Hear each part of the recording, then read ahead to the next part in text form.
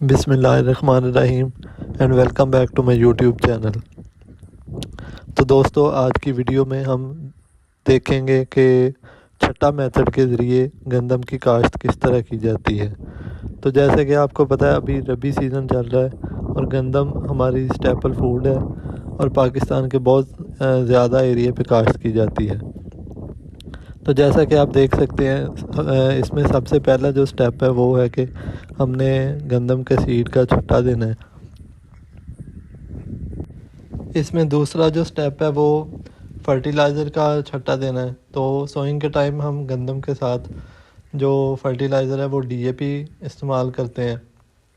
تو اس کا بھی اسی طرح جس طرح پہلے بیج کا ہم نے چھٹا یا براڈکاسٹ کیا ہے اسی طرح فرٹیلائزر کو بھی براڈکاسٹ کر دینا ہے۔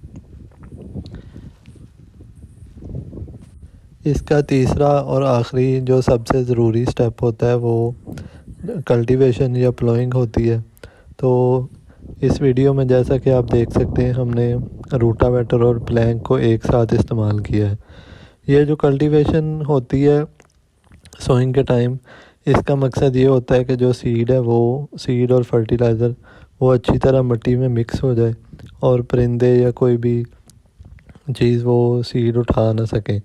اور دوسرا یہ ہے کہ سیڈ اگر سوائل کے نیچے ہوگا تو پھر ہی وہ جرمینیٹ کر سکے گا۔ گندم کی کاشت کے بہت سارے میتھڈ ہیں اور ایک دوسرا جو میتھڈ وہ اس کے علاوہ جو زیادہ یوز کیا جاتا ہے اس میں یہ ہوتا ہے کہ اریگیشن واٹر کے ساتھ ہی سیڈ اور فرٹیلائزر براڈکاسٹ کر دیا جاتا ہے، لیکن وہ زیادہ یوز ہوتا ہے سینڈی سوائل کے لیے۔ یہ اس ویڈیو میں جو کاشت کی گئی ہے یہ clay to clay loom soil ہے، تو اس لیے یہ والا ڈرائی میتھڈ یوز کیا گیا ہے۔